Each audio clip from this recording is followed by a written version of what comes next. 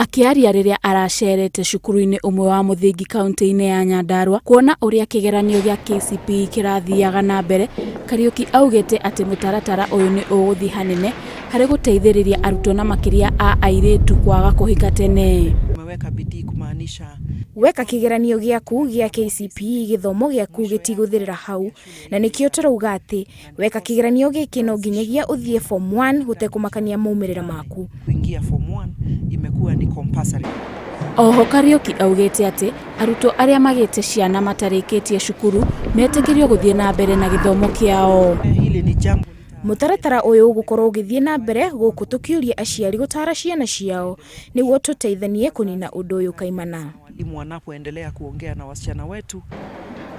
Kigeranio gia KCPE kia mwaka uyu ni giatirihwo umuthe na maumirira merigiririo kurekererio mbere ya mwaka uyu guthira. Handu-ini ha Inoro TV, njitagwo Wanjiku wa Waweru.